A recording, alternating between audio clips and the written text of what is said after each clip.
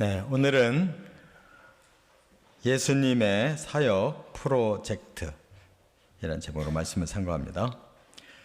프로젝트라고 하는 것은 계획안, 예수님의 사역을 어떻게 계획하시고 이루셨는가 하는 말씀입니다.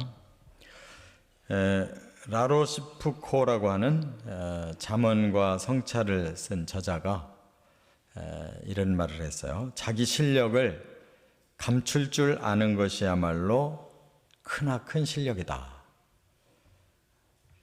오늘날은 사람들이 자기 실력을 조금이라도 더 많이 알리려고 많은 홍보를 하는 시대죠.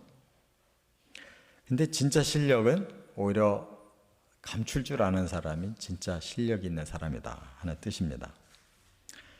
오늘 예수님은 이제 사역을 본격적으로 하시면서 의외로 무궁무진한 그 파워를 가지고 계심에도 불구하고 오늘 본문 중에는 자신을 알리지 않도록 이렇게 경계하시고 또 사람들이 많이 모여들고 막 예수님을 여기저기서 찾으니까 우리는 다른 곳으로 가자 하고 또 그 지역을 떠나시고 하는 걸 볼 수가 있어요. 우리 일반적인 생각으로 볼 때는 예수님이 병도 고치시고 귀신도 쫓으시고 말씀을 전할 때 많은 사람이 은혜 받고 따라오고 그러면 그곳에 아예 터를 잡고 계속 사역을 하면 부흥하고 많은 사람이 저절로 찾아오니까 예수님 사역도 쉽고 할 텐데 왜 예수님은 반대로 하실까? 그런 생각이 듭니다. 그게 바로 예수님의 사역의 깊은 원리를 여기서 깨달아야 된다는 것이죠. 그렇지 않으면 예수님이 계획하셨던 사역이 제대로 이루어지지 않아요.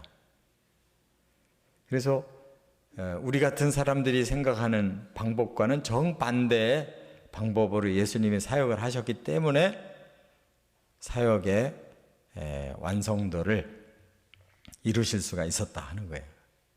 그래서 우리도 이 사역의 원리는 바로 이와 같이 해야 된다는 거예요. 세상 사는 원리는 반대일런지 몰라도 적어도 하나님 안에서 신앙생활하고 하나님 일하고자 할 때는 사역의 원리가 예수님과 같아야 된다 하는 걸 말씀합니다. 그래서 오늘 본문에 그 프로젝트 계획안을 세 가지로 살펴봅니다. 첫째는 29절부터 31절까지 보면 첫째 하신 것이 사역의 센터를 세우셨다 하는 거예요. 사역할 수 있는 그 근거지를 예수님이 제일 먼저 준비하셨어요. 그게 뭐냐?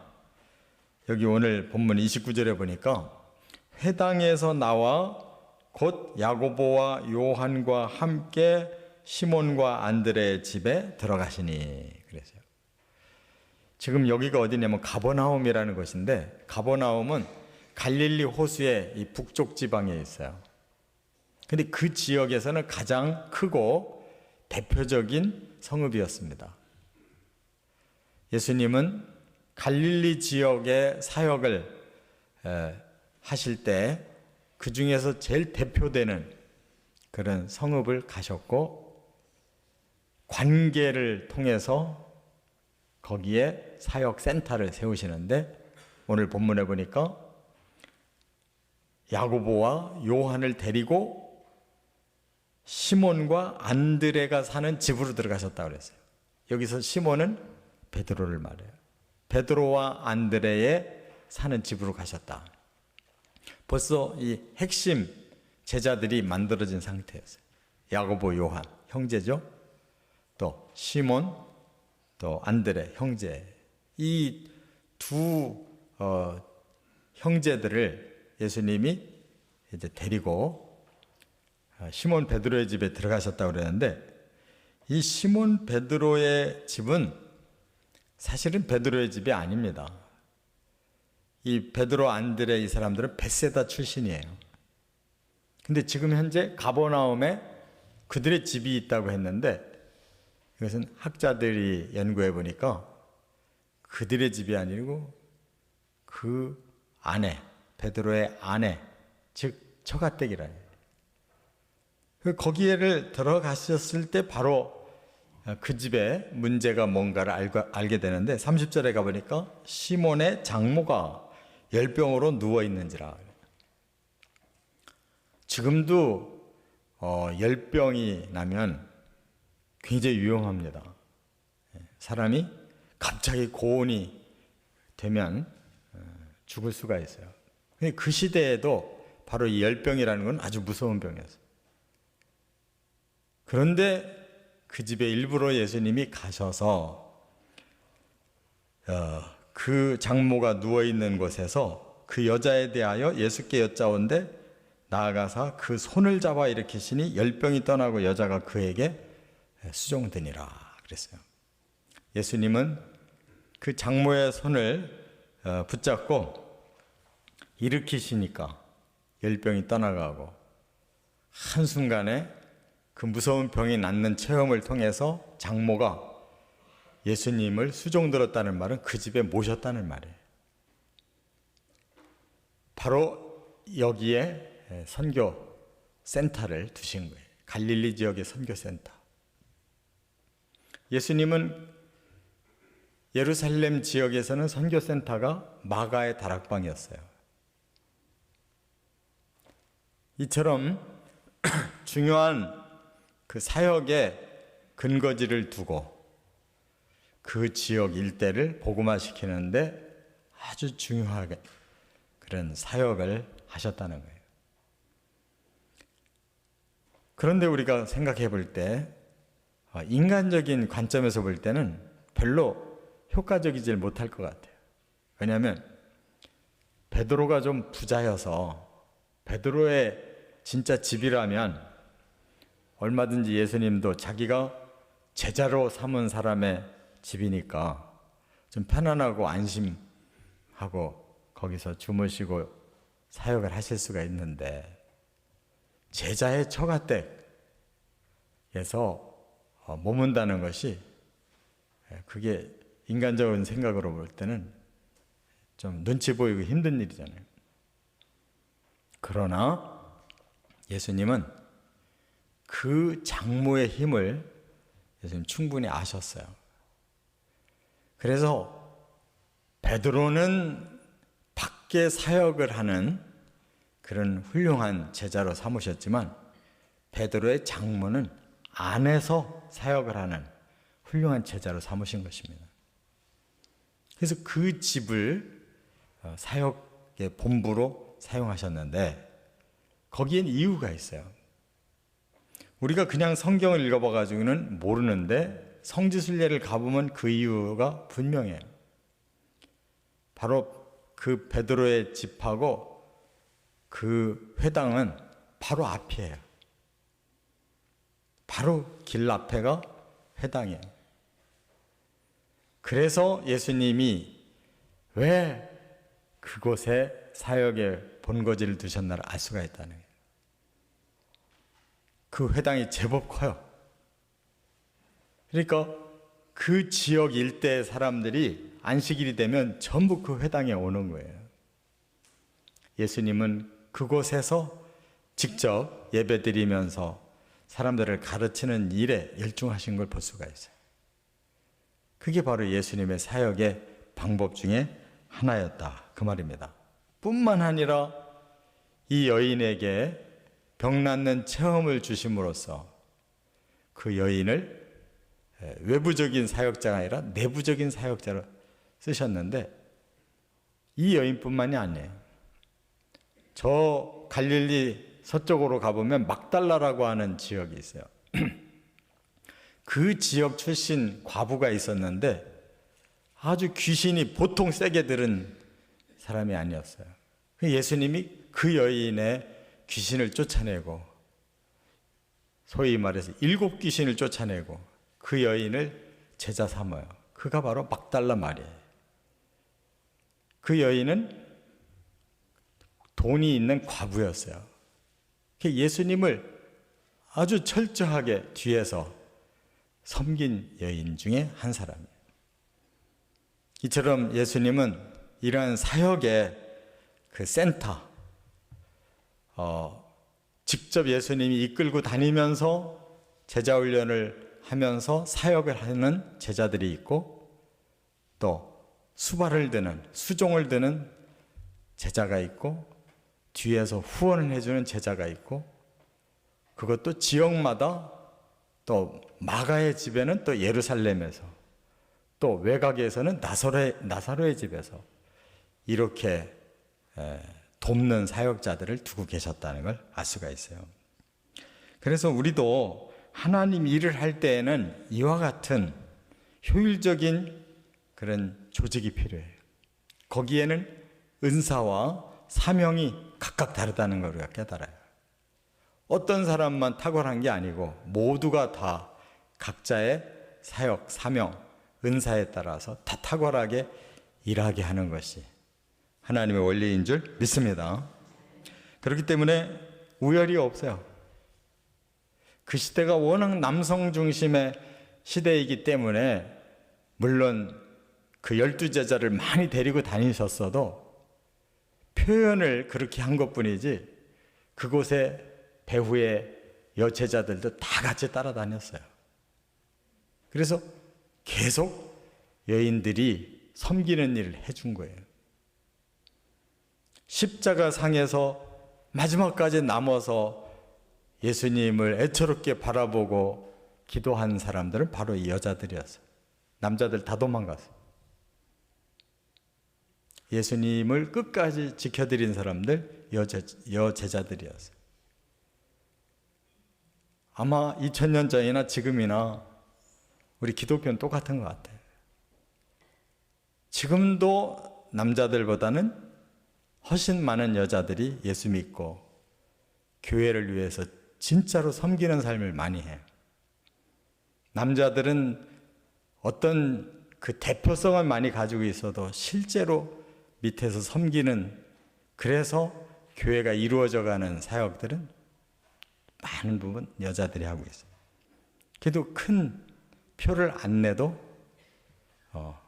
여자분들은 문제가 없어요. 남자분들은 그렇게 표를 안 내주면 벌써 문제가 될 거예요. 베드로와 그 야고보 이 사람들이 벌써 싸움이 붙어가지고 누가 영의정 해야 되냐 좌의정 해야 되느냐. 여자들은 싸운 바가 없어요. 다 남자들끼리 싸운 거예요. 사역의 원리. 사람들은 제자가 덜 됐지만 예수님은 모든 것을 철저하게 준비하고 가장 효율적인 사역의 장을 만들어서 이루어 가셨다는 것을 우리가 깨달아야 돼요. 과거 2차 세계대전이 끝나고 나서 매우 피폐해졌을 때 어느 한 집에 모녀가 살고 있었어요. 너무너무 가난한 거예요. 남자들이 다 죽고 없어요. 그런데 구호단체를 통해서 먹을 것을 공급받아서 살면서 컸어요. 그 어린 소녀가 어느 날 영화계에 픽업이 돼가지고 그 다음부터 승승장구 하더니 유명한 배우가 됐어요. 그리고 자기가 어렸을 때 그렇게 위기 속에서 도와준 구호단체를 잊어버리지 않고 그 구호단체에 스스로 자기가 후원자가 되고 모델이 돼서 그때부터 아프리카 또 아시아 많은 지역에 홍보대사를 하면서 평생을 다녔어요. 그분이 누군지 아세요? 그 유명한 오드리 헵번. 자기가 어려서 그렇게 가난하고 그렇게 힘든 상황에서 유니세프의 도움을 받고 큰 거예요. 그걸 평생 잊지 못하고 그걸 되갚고 자기와 같은 형편의 사람을 위해서 아주 후원을 무지무지하게 많이 하는 공로자예요. 자기의 유명세를 가지고 많은 선한 일을 했어요. 마치 이 베드로의 장모와 같이 이름도 없는 장모인데 한 일은 뒤에서 그 많은 사역자들을 다 섬긴 사람과 똑같은 거예요. 저와 여러분도 이 땅에서는 혹시 이름이 없을지 몰라도 주의 나라에 가면 반드시 그 영광스러움을 주님이 인정해 주시고 착하고 충성된 종아, 내가 네게 많은 것을 주겠다 하는 축복의 말씀을 꼭 들을 줄 믿습니다.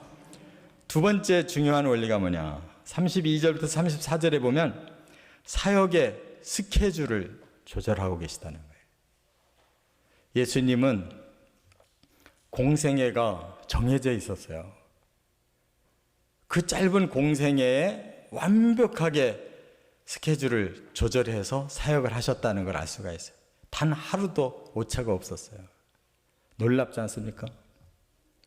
우리 사람들 같으면 뭐 오늘 계획했다가도 취소시키고 내일 하고 또 안 되면 또 모레 하자 이렇게 살 거예요. 예수님은 스케줄이 정확하셨어요. 그리고 자기 스스로를 조절하실 수 있었어요. 사람들이 아무리 예수님을 높이려고 해도 예수님은 결코 거기에 휩쓸리지 않으셨고 또 자기 자신을 스스로 절제하시고 감추시고 할 수 있는 그런 힘을 가지고 계셨어요. 예를 들면 32절에 보면 이런 말씀이 있어요. 저물어 해질 때에 모든 병자와 귀신 들린 자를 예수께 데려오니 온 동네가 그 문 앞에 모였더라. 지금 예수님이 한순간 유명해질 수 있는 상황이 온 거예요. 왜? 모든 병자, 귀신 들린 자 다 예수님 앞에 왔다는 거예요. 온 동네가 그 문 앞에 모였대요. 바로 거기서 예수님이 잘하면 갑자기 스타가 되는 거예요. 그런데 물론 예수님은 그들에게 최선을 다해서 고쳐주시고 귀신 쫓아주셨어요. 왜냐하면 그러한 상황을 예수님은 긍휼로 여기셨기 때문이에요. 병든 사람이 얼마나 불쌍해요. 귀신에게 시달리고 있는 사람이 얼마나 불쌍해요. 예수님은 그런 경우 피하지를 않으셨어요. 다 고쳐주셨어요. 오늘도 사역은 긍휼 사역과 복음 전도 사역이 함께 있어야 돼요. 예수님은 복음을 전하시면서도 언제든지 긍휼 사역을 함께 하셨어요. 그래서 우리도 전도, 예수 믿고 구원받으라고 하는 전도도 해야 되지만 그곳에는 반드시 이러한 섬김 사역이 따라가야 되는 거예요. 그게 예수님 방법이에요. 그런데 지금 여기서는 그것으로 지금 그칠 문제가 아니고 더 중요한 원리가 여기 남아있다 그 말이에요. 귀신 들린 사람을 예수님이 고쳤을 때 그 귀신이 예수님을 알아봤어요. 여기 마가복음에서는 그렇게 자세하게 밝히지 않았어도 귀신이 예수를 알아봤다라고만 말씀을 했는데 다른 본문에 보면 당신은 하나님의 아들입니다. 그리스도입니다라고 막 떠벌리는 거예요. 그때 예수님이 그를 말을 못하게 막아요. 왜 막을까? 오히려 당신이 그리스도인데 그리스도라고 밝히면 더 많이 사람들에게 알려지고 그야말로 온 천하에 가만히 앉아서 복음을 전할 수 있는 기회가 올 텐데 오늘날도 한 번만 용하다는 소문만 잘 나면 막 그곳으로 막 떼져서 와가지고 몇 년 병원 안 했는데 하도 돈을 많이 벌어가지고 뭐 무슨 시설도 만들고 무슨 평강원 무슨 뭐도 만들고 막 야단들이 나는데 예수님 얼마든지 그렇게 하실 수 있을 텐데 왜 말을 못하게 막을까? 더 중요한 이유가 있어요. 지금 유명해지고 복음을 막 전하는 게 문제가 아니라 예수님은 당신의 스케줄이 있어요. 스케줄이 엉키면 안 돼요. 어떤 스케줄? 마지막에는 예수님이 죽으셔야 되는데 지금 너무 빨리 그리스도라고 밝혀지면 반대급부가 일어나는 거예요. 바로 악한 사탄이 유대 지도자들을 꼬드겨가지고 너희들이 이 땅의 지도자인데 엉뚱한 사람 나타나서 저렇게 너희들을 위협하고 있으니 저 사람 대적해야 된다. 바로 그들이 기득권을 지키려고 예수를 죽였거든요. 그런데 이제 막 사역 시작했는데 벌써 예수님이 드러나 버리면 그들이 가만 안 있죠. 1년 안에 예수님 끝장날 수가 있는 거예요. 예수님은 3년을 하셔야 되는 거예요. 3년 후 6월절 날에 돌아가셔야지 지금 돌아가시면 안 돼요. 그러니까 얼마나 자기 자신을 철저하게 통제하시고 그 하나님이 정해주신 스케줄을 맞추려고 얼마나 자기를 감추셨는지 몰라요. 우리 같으면 내일 죽더라도 오늘 좀 유명해져 봤으면 소원이 없겠다 그럴 텐데 예수님 그렇지 않아요. 철저히 자기 중심이 아니라 하나님 중심, 인류를 구원하는 그 십자가에 초점 맞추셨기 때문에 이렇게 스케줄을 자기 자신을 거기에 통제시키고 있다는 거. 얼마나 위대한 주님이신지 몰라요. 우리도 이렇게 완벽할 수는 없어도 좀 절제할 수 있고 좀 더 앞뒤를 생각해 보고 너무 빨리 우리를 드러내고 너무 빨리 유명해지고 너무 빨리 칭찬받고 하려고 하지 말고 주님 앞에 가서 칭찬도 받고 영광도 받자 하고 좀 우리 자신을 절제하고 감출 줄 알아야 될 줄 믿습니다. 정말 어떤 때 생각하면 이렇게 대접받고 이렇게 영광받아가 천국 가가 진짜 뭘 받을까? 한 일은 쥐꼬리만큼 하고 받은 건 더 많으면은 도대체 주님 앞에 가서 뭘 남은 상급을 받을 게 있을까? 부끄러운 생각도 있어요. 경기도 양주의 어느 쌀집에 한 남자분이 찾아와가지고 이런 말을 하더래요. 내가 앞으로 이 집에서 매달 쌀을 200만 원어치 구입해가지고 내가 얘기하는 집에다가 좀 이렇게 나눠줬으면 좋겠습니다. 근데 이건 절대 비밀입니다. 그러는 거예요. 이 주인이 한편 좋기도 하면서 한편 의심이 드는 거예요. 아니 처음부터 와가지고 비밀이라고 그러고 200만 원어치 사는데 뭐 이러이러한 집에다 나눠주라고 그러면 뭐 많이 파는 건 좋은데 믿음이 안 가잖아요. 그래서 내가 당신 믿을 수가 없으니 당신 신분 밝히고 왜 그런 얘기를 하라고. 그거 알면 다치니까 얘기하지 말라고. 그러더니 진짜로 한 달, 두 달, 세 달, 네 달 계속 200만 원을 내놓고 쌀을 사서 나눠주게 하는, 붙이게 하는 거예요. 그러기를 5년을 했대요. 이 주인이 쌀을 5년간을 팔아먹은 거예요. 그리고 나서 진짜 너무 궁금하고 이 정도 됐으면 그분이 충분히 봉사한 것 같으니까 이제 좀 드러내도 되지 않나. 자기도 좀 유명한 쌀집 좀 되고. 그래서 그분이 왔길래 또 얘기를 한 거예요.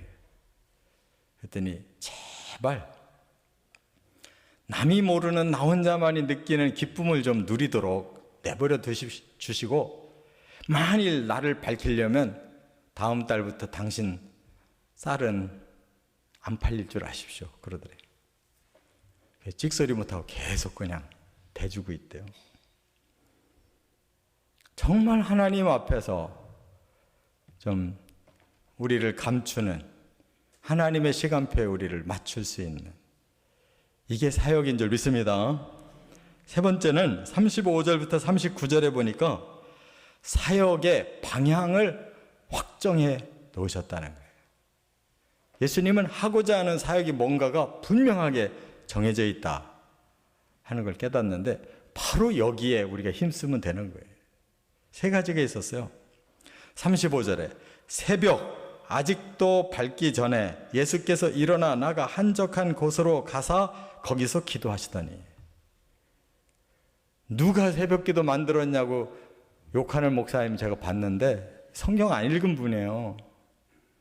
예수님도 새벽 아직 밝기 전에 예수님이 한적한 곳에 가서 기도하셨다고 그랬는데 누가 새벽 기도를 만들었겠어요? 새벽 기도처럼 중요한 사역이 어디 있어요? 예수님이 친히 하셨는데 하나님 아들도 하신 새벽 기도를 우리 같은 범인이 안 하고 어떻게 무슨 용 빼는 재주가 있다고 신앙생활 제대로 하겠어요? 기도도 안 하는데 어떻게 새벽 기도를 안 하면서 신앙생활을 철저히 할 수 있어요? 왜 새벽에 기도하냐면 낮 시간에는, 저녁 시간에는 사람들이 너무 많이 찾아오니까 마음을 비우고 하나님 만날 시간이 없기 때문에 할 수 없이 잠을 줄이고 새벽에 한 거예요. 종일 놀고 시간이 남아 돌아서 한 게 아니에요. 시간이 없어서 그렇게 하신 거예요. 정말 우리가 예수 똑바로 믿으려면 기도 사역이 살아나야 되는 거예요. 기도 안 하는데, 하나님과의 만남이 없는데 그 다음 무슨 사역이 필요가 있어요? 그 다음 하는 일이 어떻게 똑바르게 될 수가 있어요? 말씀도 스스로 한 구절도 안 읽고 기도도 스스로 단 몇 분도 하나님을 안 만나는데 신앙생활을 하고 있다면 그게 기적인 거지. 사탄이 틈을 타도 한참 탈 텐데 하나님 막아주시고 성령이 지켜주셔서 그렇지, 우리가 한 것만큼만 신앙생활 한다고 그러면 어림턱도 없어요. 사탄이 얼마나 무섭고 교묘한 존재인데 우리를 내버려 두겠어요? 우리가 기도를 안 하면 누군가가 기도를 해주고, 그들이 기도 안 하면 예수님이 기도해 주기 때문에 살고 있는 줄 깨달아야 될 줄 믿습니다. 새벽 미명을 깨울 수 있는 신앙은 그건 예수님을 따라가는 신앙이지 결코 잘못된 게 아니고 과한 게 아니고 가장 올바르게 신앙생활 하는 거예요. 또 하나, 두 번째 사역이 뭐냐? 여기 38절에 보니까 이르시되 우리가 다른 가까운 마을들로 가자. 거기서도 전도하리니 내가 이를 위하여 왔노라. 이렇게 말씀했어요. 이미 많은 병자들을 고치고 귀신을 쫓아내고 은혜로운 말씀을 전하고 하니까 이 가버나움 장모의 집에 무지무지하게 많은 사람들이 매일 몰려드는 거예요. 예수님이 새벽 기도하고 있는 중에도 쫓아와가지고 사람들이 너무 많이 왔으니까 빨리 좀 가시자고 끌고 내려갈 정도예요. 그때 예수님이 딱 거절해요. 이제 여기까지만 하겠다. 나는 다른 마을로 갈 거다. 왜? 거기 전도해야 될 사람들이 거기 있고 내가 그 일 하러 왔다. 나는 이 동네 사람만 구원하고 내가 유명해지려고 일하는 게 아니다. 나는 이스라엘의 모든 동네를 돌아다니면서 복음 전하고 가야 될 사명 때문에 내가 일하는 것이다. 이렇게 예수님 철저하셨어요. 자기 입장이 하나도 없어요. 전부 하나님 뜻을 위하여, 전부 사람들을 위해서 헌신하셨다. 이게 헌신이에요. 우리는 헌신한다고 그러면서도 내 이름이 안 나가고 내가 높임 안 받고 내가 만족 안 하면 헌신이 아니에요. 그걸 우리는 자꾸 헌신이라고 생각을 해요. 예수님의 헌신은 자기 뜻이 아닌 전부 하나님 뜻을 위해서, 전부 사람을 위해서 자기를 다 내준 것이 헌신이었어요. 그래서 어려운 다른 지역으로 계속 전국을 한 바퀴 돌면서 복음 전하신 거예요. 우리도 이런 정신이 있어야 누군가가 우리를 통해 구원의 복음을 듣는 거예요. 우리가 전도하러 다니는 것이 얼마나 힘든 일이에요. 사역이라는 것이 얼마나 힘든 일이에요. 내 시간과 나의 모든 그런 여건과 내 건강과 내 힘을 다 쏟아야 되는데, 그렇다고 누가 뭐 대접해주고 알아주는 것도 아닌데, 그 일을 하는 일은 예수님과 동일한 사역을 하기 위해서 하는 것이. 그리고 또 하나 사역이 있었어요. 그게 뭐냐? 귀신을 쫓았다고 또 끝에 또 말씀하고 있어요. 왜 이렇게 귀신을 자꾸 쫓는가 이상한 생각이 들지 않아요? 근데 예수님은 영안으로 보고 계시기 때문에 영적 싸움, 영적 전쟁이 중요한 사역이라는 거예요. 사탄의 권세를 잡아야 되고 귀신들의 역사를 제어하지 않고는 이 세상이 복음화가 될 수 없고 사람이 변할 수가 없어요. 그러니까 눈앞에 보이는 강한 귀신들을 자꾸 쫓아내고 영적 전쟁을 통해서 사람들에게 자유를 주기 위해서 귀신을 쫓은 거예요. 오늘날에 정신병자들은 별로 없어요. 병원이 하도 발달해서 소위 말해서 옛날에 미쳤다는 사람들 지금은 다 정신병원 가서 잘 고치고 있는데 진짜 귀신의 역사는 다른 데 있어요. 얼마나 사람들을 교묘하게 넘어뜨리는지 몰라요.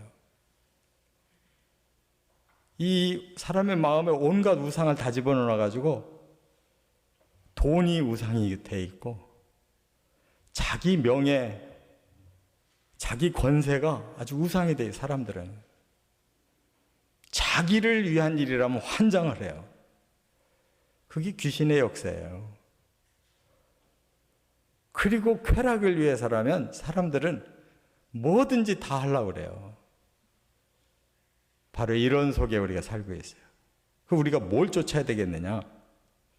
바로 내 안에 역사하는 이 악한 영을 쫓아야 돼요. 이 영적 전쟁에 분명한 대적자가 누군가를 깨달아야 돼요. 우리 마음이 주체가 아니에요. 이미 주체는 지금 악한 영이 우리 마음을 이미 사로잡고 주체가 되어 있어요. 우리가 끌려가고 있어요. 이걸 깨달아야 사역을 하는 것인 줄로 믿습니다. 영안이 눈 떠야 자기의 실상을 볼 수가 있어요. 그렇지 않으면 우리는 순간순간 속고 넘어가고 빠져버린다는 걸 깨달을 수가 있어요. 최초의 아담과 하와도 사탄에게 넘어간 것처럼 그 죄의 본성을 가지고 있는 우리들에게는 더 말할 필요도 없이 사탄이 임하고 있다는 것을 알아야 되는데 마치 우리는 사탄과는 상관없는 사람처럼 살고 있어요. 천만의 말씀. 우리에게 얼마나 득실득실 귀신들이 별의별 방법으로 다 역사하는지 몰라요. 하루에도 우리의 마음이 아침 저녁으로 다르잖아요. 왜 그런 줄 아세요? 우리 마음이 다른 게 아니라 사탄의 역사가 그렇게 강한 거예요. 우리의 마음의 소원은 하나님의 자녀로 살고 싶은데 그렇게 우리를 놔두지 않잖아요. 그것을 당연하게 여기면 안 돼. 정말 치열하게 싸워야 돼요. 이것이 사역인 줄 믿습니다. 이제 말씀을 정리하겠습니다. 우리는 예수님처럼 정말 효율적인 사역을 해야 돼요. 인간적인 모든 그런 허울을 벗어버리고 정말 하나님이 원하시는 사역이 뭐냐. 거기에 초점 맞춰서 우리의 시간도 우리의 삶의 모든 환경도 다 거기에 맞추고 그리고 뚜렷하게 해야 될 일은 바로 우리가 기도해야 되는 일, 전도해야 되는 일, 이 악한 영과 싸워서 이기는 이 영적 전쟁을 하는 일, 여기에 반드시 우리가 사명감을 가지고 이 사역에 꼭 승리해내시기를 주의 이름으로 축원합니다.